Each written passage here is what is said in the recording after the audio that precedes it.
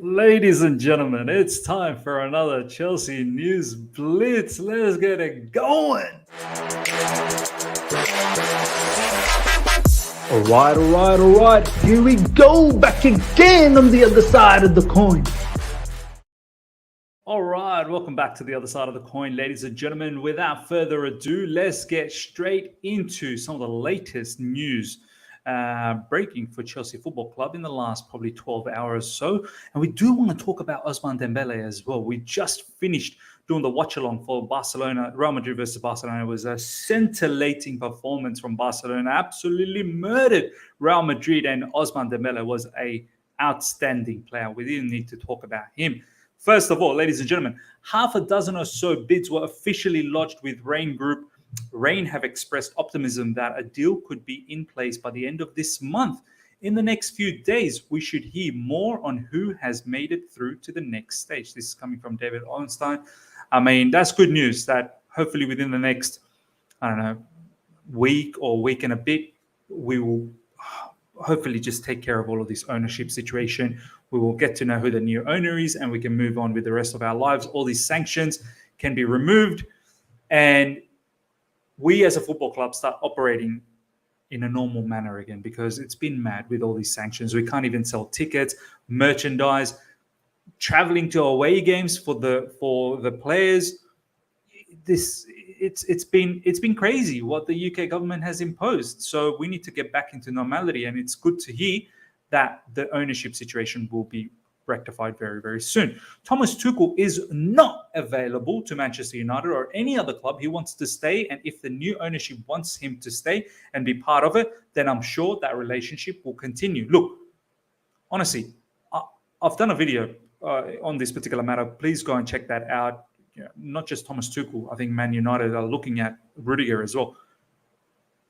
Why would any of those two go to a club like Man United? Let's focus on the Thomas Tuchel situation.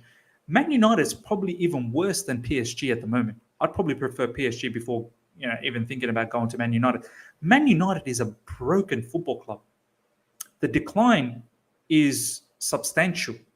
Their football club, it's not even money. Like it's money itself won't just fix things over there. They need a cultural shift. They need to get rid of some players that are too interested in social media, some players that are too interested to write essays.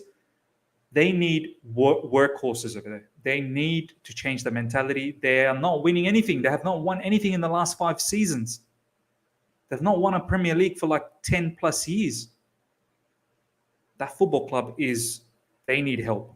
They need proper help. Get rid of some of your poor players. Get players that are going to fight for the club and build a philosophy and a culture, because that football club has no identity at the moment. No identity. Every other day are players coming out in social media moaning and groaning, and it's long. It's sad, to be honest. So I don't understand why Thomas Tuchel would even entertain to go to a club like that. He's got it all at Chelsea Football Club. We're on the verge of hopefully making another, FA Cup final, and we're hopefully going as far as possible in the Champions League. So, look, if I was him, obviously stick around, see what the new owners, and he even said it. Hopefully, the new owners are looking to win, and I'm pretty sure they will be looking to win. FA Cup semi-final draw, ladies and gentlemen. We've got Crystal Palace. No disrespect to Crystal Palace, but we've pumped them a couple of times this season already. And I'm very confident that we can make it to another FA Cup final pending. On the other side, you've got Man City versus Liverpool. My personal feeling, I would love to face Liverpool because I want to knock them out. I've had enough. I've had enough of that fan base. I need to win against them. Look, am I a little bit worried about Man City? Hell, I am. They're strong. The way they've defeated us twice this season. Look, I'm pretty sure if we face them again, we won't be playing the same manner. We looked very, very coward. 2 times we played them this season, and even Thomas Tuchel said it's very uncharacteristic the way we've played. Man City in recent times in the Premier League, they've been a bit suspect. So look, I want Man City, Liverpool, one of them knock yourself out. Preference would be Man City knock yourself out and face Liverpool in the FA Cup final. That's if we beat Crystal Palace, but I'm happy with this particular draw, 100%. Crystal Palace, ladies and gentlemen, absolutely thumped Everton. And more questions we need to ask, is Frank Lampard really a manager? And apparently Frank Lampard had a crazy post-match press conference where he was just going on and saying, these players need to have the bollocks. At the end of the day, look, he's got deficiency as a manager. And I think a lot of the Chelsea fan base were also tweeting the fact that it's mad the way Frank Lampard, there's lack of defensive know-how. There is no defensive strategy. To get pumped 4-0 by Crystal Palace, it's quite bad. Todd Bowley's group and the Ricketts remain favourites to become the next owners of Chelsea. Matt Law, he is definitely paid by these guys. He's charging with their name, charging forward, lifting the Todd Bowley flag, and the Ricketts family as well. Look, Ricketts family publicly showcasing their racist behavior, publicly actually coming out and saying they don't like the Muslim background, Asians as well. So there are individuals out there that maybe are racist, but they probably don't showcase it publicly. But these guys publicly showcasing it. Todd Bowley, look, ladies and gentlemen, I've already mentioned I'm not too, mad about this situation. I think Todd Bowley is quite a level-headed bidder out there, and I think we'll be in good hands. But I think Matt Law is completely disregarding the Saudis. Saudis are well and truly in the mix. It will be difficult, but that's my first preference. I think if we get in Saudis, we won't see too much difference from, Roman days, because Saudis will be spending. Shot list for bidders will be drawn up early this week, possibly tomorrow, with a winning bidder being named very quickly before the end of the month. This is from Simon Johnson, which we've already mentioned. Hopefully it's coming up very soon. Todd Bowley, Hanzo Weiss, and Jonathan Goldstein are looking to raise their chances of success by raising the original bid of close to 2.5 billion. This could be a gargantuan bid now. See, that's why I'm thinking, ladies and gentlemen, as much as the Saudis, they're also definitely in the pack.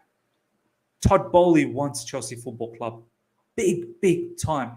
He tried to get Chelsea a few years ago, and now he's back again. He's got a good plan. And look, I don't think it's going to be that much of a problem if he takes over. I mean, we're talking about 2.5 billion. If this guy is able to outlay that level of money for Chelsea, the intentions are good. Rish James, numbers don't lie. Pay some respect, please, on Instagram. We have to talk a little bit about this, ladies and gentlemen. Lots of talk about Tammy Abraham. He scored again, obviously. I think he scored twice against Napoli. Local derby over there. Jose Mourinho getting the best of Maurizio Sarri. Tammy Abraham's on a madness. He's scoring goals left, right, and center for Roma. And I think only two more other players, Montella, if I'm right, I could be wrong, and obviously Francesco Totti, two other players that have scored 20 plus goals for Roma in all competition, I believe. I don't think it's just Serie A, but correct me if I'm wrong. Ladies and gentlemen, look, I'm so happy for Tammy Abraham. I really am. The quality he's showing for Roma is fantastic. What he's learning under Jose Mourinho, brilliant. But I've seen a couple of Roma matches, and I have to still point this out. There are still deficiencies in his game. Aerially, I don't think he's that supreme as yet as he should be with that height. And bullying defenders is something he needs to do a lot more. He does get shrugged around, pushed around. But kudos to him. His finishing is ruthless now. And his link-up, hold-up is fantastic as well. So, look, I'm not going to be one of those fans that are going to sit here and say, oh, man, we let him go because of Timo Werner. Look, Thomas Tuchel didn't see much in him. Thomas Tuchel wanted a certain type of profile, didn't believe in him, and that's why we got Lukaku. It didn't work out. Tammy Abraham, it wasn't as if he was killing it for us either. The good thing is we've got the buyback clause, but I don't know if he was the right guy for us to lead our line up front. Maybe Serie A could be the levels for him. But look, if he continues like this as well, we've got the buyback. I'm all up for a player proving me wrong. I'm all up for a player showcasing that they can develop. if he can show improvements in those areas that I said aerially, bullying defenders, yes, his hold up, link up is getting much better. His finishing is getting very good. I don't know reasons why we won't be able to trigger the buyback. Let me know, Bar. Let me know your thoughts, ladies and gentlemen. Ousmane Dembele, ladies and gentlemen. I just finished watching Real Madrid versus Barcelona at the Bernabeu. Dembele was outstanding. The directness. I think he got 1 assist in that particular game for Aubameyang, or 2 assists for Aubameyang, one from the corner. But the one where he crossed it in for Aubameyang, that was brilliant. But it was his directness. He had Nacho in his pocket. He was destroying Real Madrid on that right side. He's got that left foot, right foot. He plays on the right. He can release the shot with his right. He can cut in on his left and release just as well on his left.